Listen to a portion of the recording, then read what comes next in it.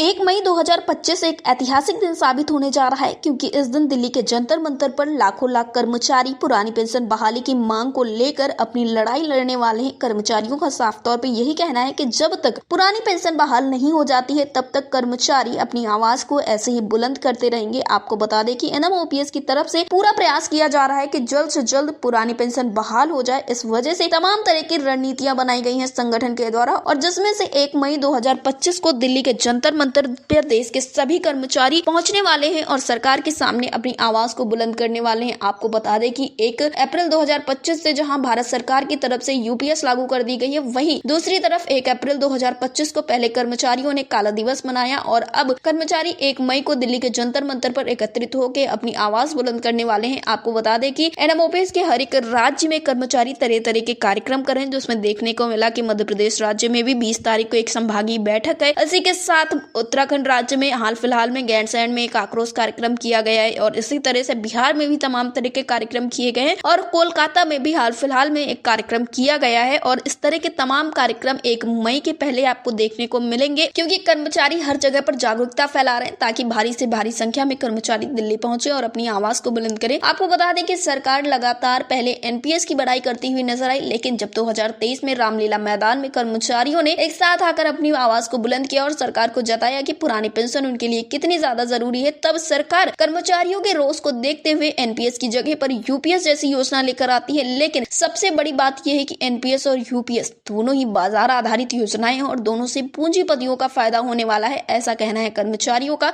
का यही मानना है कि अगर पुरानी पेंशन बहाल होती है तो कर्मचारियों का भविष्य सुरक्षित रहेगा, न कि NPS और UPS जैसी योजना आएंगी तब उनका जीवन सुरक्षित होगा। इनका यही कहना है कि इस तरह से अगर NPS और UPS रहेगा तो पूंजीपतियों का भी फायदा होगा और कर्मचारियों का जो भविष्य है वो असुरक्षित होता हुआ नजर आ रहा है और इस वजह से काफी ज्यादा परेशान भी है कर्मचारी। और इनका यही कहना है कि अगर अब सरकार ने इन सारी चीजों की सुध नहीं ली तो लोकसभा चुनाव में एक छोटा सा झटका मिला था सरकार को, लेकिन अब आगे के आने वाले चुनावों में सरकार को बहुत बड़ा झटका लगेगा क्योंकि तब कर्मचारी सरकार के साथ नहीं नजर आएंगे। फिलहाल आपको बता दें कि अभी हाल फिलहाल में कोलकाता में एक कार्यक्रम होता है और दिल्ली के जंतर मंतर के कार्यक्रम को लेकर तमाम सारी तैयारियां चल रही है और लगातार अटल टीवी NMOPS से बातचीत करता हुआ आया है। पुरानी पेंशन बहाली को लेकर हर एक राज्य से बातचीत की गई है, हर जगह पे तैयारियां जोरों शोरों से चल रही हैं और इसी कड़ी में अटल टीवी की टीम की बातचीत कोलकाता राज्य से भी होती है। वहां पे किस तरह की तैयारियां चल रही हैं इस विषय में जानकारी देते हुए प्रेम सागर जी ने क्या कुछ कहा, आप भी सुनिए। प्रेम सागर जी, आपका हमारे चैनल अटल टीवी पे बहुत बहुत स्वागत है। जी धन्यवाद। प्रेम सागर जी, जैसा कि देखने को मिल रहा है कि पुरानी पेंशन बहाली को लेकर लगातार NMOPS की तरफ से प्रयास किए जा रहे हैं और इन्हीं प्रयासों का फल है कि 2023 में जो आप लोगों का एक बड़ा कार्यक्रम होता है दिल्ली के रामलीला मैदान में, उसी को देखते हुए सरकार NPS से UPS पर आती है। लेकिन UPS भी देखने को मिल रहा है कि एक बाजार आधारित योजना है जिससे कि पूंजीपतियों का ही फायदा हो रहा है, ना कि कर्मचारियों के हित के लिए। और इसी को देखते हुए दिल्ली के जंतर मंतर पर 1 तारीख को एक बड़ा कार्यक्रम है और इन्हीं सारी चीजों के बीच में हर एक राज्य में भी तमाम तरह के कार्यक्रम किए जा रहे हैं और हाल फिलहाल में आपके राज्य में भी एक कार्यक्रम देखने को मिला है। तो किस तरह का ये कार्यक्रम रहा है और आप लोगों ने क्या कुछ किया है? मैं बताना चाहता हूँ, मैं प्रेम सागर, राष्ट्रीय संयोजक NMOPS डिफेंस क्षेत्र को मैं बिलोंग करता हूँ जी।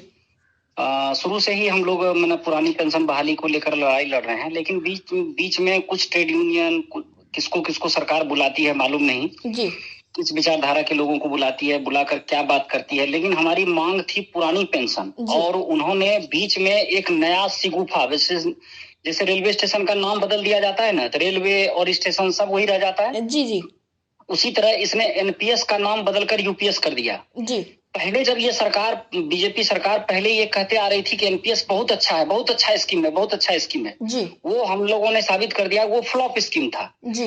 बाद में इन्होंने क्या किया कि जैसे रेलवे स्टेशन का नाम बदल दिया उसी तरह नाम बदल दिया इसका UPS, लेकिन उससे भी ज्यादा खतरनाक कर दिया इन्होंने जी।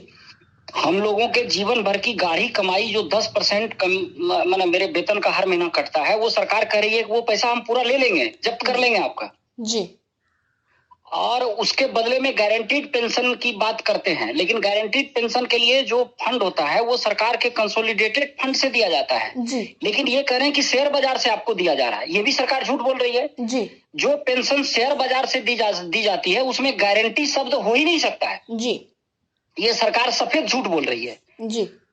और जो पुरानी पेंशन व्यवस्था थी उसमें न कर्मचारियों का 10% कटता था न कुछ होता था, कटता था तो वो जीपीएफ के रूप में वापस मिलता था। इसमें ये कह रहे हैं ये जो 10% आपका कट रहा है वो पैसा पूरा जब्त कर लेगी जी। ये गलत है, हमारा पैसा हमको वापस मिलना चाहिए।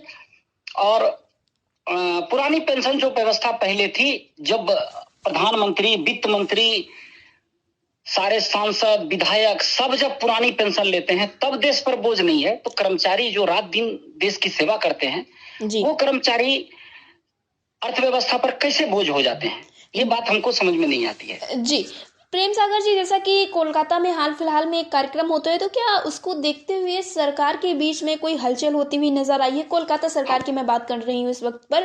क्या कोलकाता सरकार की तरफ से आपके कार्यक्रम को देखते हुए कोई बातचीत कही गई है, या शासन प्रशासन की तरफ से कोई कदम उठाने की बात कही गई है, या फिर अब भी सरकार शून्य की शून्य नजर आ रही है? सरकार किसी भी तरफ से सकारात्मक कहीं से दिख नहीं रही है, कहीं दिख नहीं रही है कि सरकार इस मामले में कोई सकारात्मक कुछ प्रयास कर रही है। लेकिन अगर सरकार न दिखेगी तो सरकार को हम लोग दिखा देंगे जी।